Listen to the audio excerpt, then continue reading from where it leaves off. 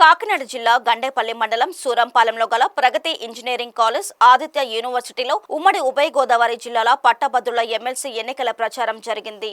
ఈ సందర్భంగా జగ్గంపేట ఎమ్మెల్యే జ్యోతుల నెహ్రూ మాట్లాడుతూ కూటమి అభ్యర్థి పేరాబత్తుల రాజశేఖర్ ను అత్యధిక మెజారిటీతో గెలిపించాలని కోరారు. పట్టభద్రులైన ప్రతి ఓటరు ప్రభుత్వం చేస్తున్న అభివృద్ధి సంక్షేమ కార్యక్రమాలు చూసి ఓటు వేయాలని కోరారు. ఈ సమావేశంలో జగ్గంపేట నియోజకవర్గ పరిశీలకుడు శీలం వెంకటేశ్వరరావు తదితరులు పాల్గొన్నారు. నాతో ఈరోజు ఎన్నికల ప్రచారానికి వచ్చినటువంటి మా మిత్ర బృందానికి అందరికీ,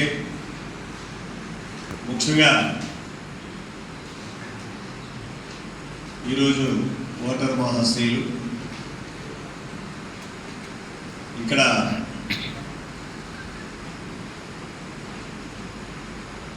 మరి ఉపాధ్యాయులు, సోదరులు, పత్రికా సోదరులకి, మీడియా సోదరులకి అందరికీ నా హృదయపూర్వకమైనటువంటి ధన్యవాదాలు తెలియజేస్తున్నాను. ఈరోజు మేము ఎందుకు వచ్చామన్న దాని మీద మీ ప్రిన్సిపల్ గారు చెప్పారు, మా పెద్దలు ముందు మాట్లాడినటువంటి వారు చెప్పారు. రేపు 27వ తారీఖున జరుగుతున్నటువంటి ఎన్నికలు పెద్దల సభకి ఎన్నుకోబడుతున్నటువంటి ప్రతినిధులు. శాసన మండలి అన్నది శాసనసభలో జరిగినటువంటి ప్రక్రియని సూపర్ చెక్ చేసి అందులో ఏమైనా తప్పులుంటే సరిదిద్ది మళ్ళీ దాన్ని సక్రమైన మార్గంలో పెట్టేటటువంటి ఒక బాధ్యతాయుతమైనటువంటి సభ. ఆ సభకి ఎన్నుకోవాల్సిన దాన్ని పూర్వం నుంచి పెద్దల సభ అంటారు. ఇవాళ ఏ రకంగా ఉన్నది అన్న చూసుకుంటే మనం వేరే కొత్తగా చెప్పుకోకల్లా మీ అందరికీ చూస్తున్నారు. దాన్ని మార్పు తెచ్చుకోవాల్సినటువంటి బాధ్యత విజ్ఞులైనటువంటి ప్రతి ఒక్క ఓటర్ మీద ఉంది. ఈరోజు ఈ ఉభయ గోదావరి జిల్లా గ్రాడ్యుయేట్స్ ఎమ్మెల్సీ అభ్యర్థులుగా నాకు తెలుసుండి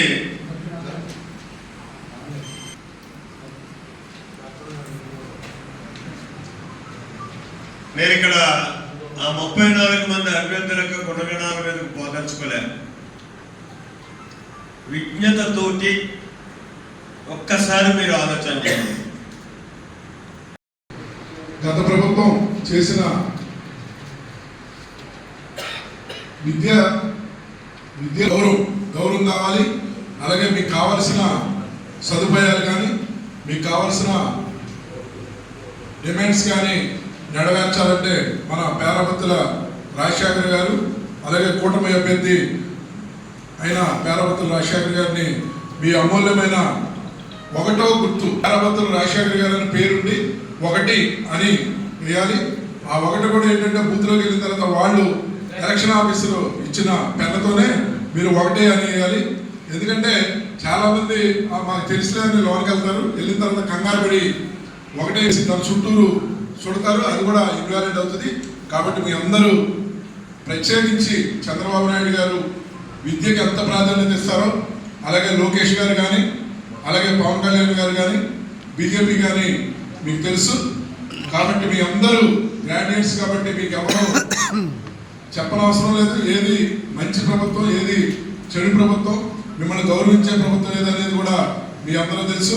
కూటమి ప్రభుత్వంలో మీకు గౌరవం పెరిగింది తప్ప తగ్గిందేమీ లేదు. అదే గత ప్రభుత్వంలో అయితే మిమ్మల్ని చాలా ఇబ్బందులు పెట్టిన సందర్భాల్లో విద్యా సంస్థలే. అంటే రాజశేఖర్ గారిని ఎందుకు మనం చేసుకోవాలంటే ఫస్ట్ ఆఫ్ ఆల్ మన లోపలగా ఉండే వ్యక్తి, ప్లస్ లోకేష్ గారితో కానీ చంద్రబాబు నాయుడు గారితో కానీ మంచి సత్సంబంధం ఉన్న వ్యక్తి. మన ప్రాబ్లమ్స్ ఏమన్నా వింటే మనం అర్థం చేసుకుని చెప్పగలిగిన కెపాసిటీ ఉన్న వ్యక్తి కాబట్టి మనం చూస్ చేసుకోవాలి ఎటు పరిస్థితి అని చెప్పేసి లాస్ట్ టైం మనం డిస్కస్ చేసుకోవడం కూడా జరిగింది. సో సేమ్ థింగ్ మళ్ళీ ఎమ్మెల్యే గారి వల్ల మీటింగ్ పెడతానని చెప్పినప్పుడు ఆల్రెడీ నేను చెప్పాను, అంటే ఆయన అంకల్ అంటాను యాక్చువల్లీ, ఆయన చెప్పాను అంకల్ అయినా సరే నేను మాట్లాడాలన్నారు. రండి ఎనీ టైం ప్రాబ్లం ఇది మీ కాలేజ్ రండి అని చెప్పాను. సో విధంగా రావడం జరిగింది. సో దీంట్లో మెరిట్స్ ఏంటి, డిమెరిట్స్ ఏంటి, విద్యావంతులైన మీకు మళ్ళీ సెపరేట్గా చెప్పాల్సిన అవసరం లేదు. బట్ స్టిల్ మనకి ప్రాక్సిమిటీలో ఉన్న వాళ్ళు మనం తీసుకోవడం వల్ల మనకు వచ్చే అడ్వాంటేజ్ మీకు ఎక్స్ప్లెయిన్ చేయడం జరిగింది. అది తీసుకుని దాని ప్రకారంగా అంటే మనకు 100% అవుట్ రైట్ సపోర్ట్. అంటే టు బి వెరీ ఫ్రాంక్ చెప్పాలంటే మనకి యూనివర్సిటీ అయిన తర్వాత ఫోన్ల గురించి రికమెండేషన్స్ గురించి ఎంతమంది అయిన నాకు తెలియదు, కానీ ఎమ్మెల్యే గారు నేను ఫోన్ మాట్లాడుకోకుండా కనీసం రోజులో 10 ఫోన్లు మినిమం మాట్లాడింది. ఆయన పడుతున్నారు కానీ నేను పడుతున్నాను.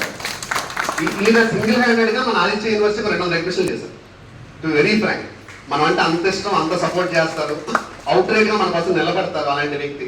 ఇంకా ఆయన సపోర్ట్ చేసినప్పుడు, ఆయన ముందు చెప్పినప్పుడు మనం ఫాలో అవ్వాల్సిన బాధ్యత మనకు ఉంది కాబట్టి వాళ్ళు చెప్పినట్టుగా కూటమి అభ్యర్థిని కంపల్సరీ మనం సపోర్ట్ చేసి గెలిపిద్దాం. Thank you very much.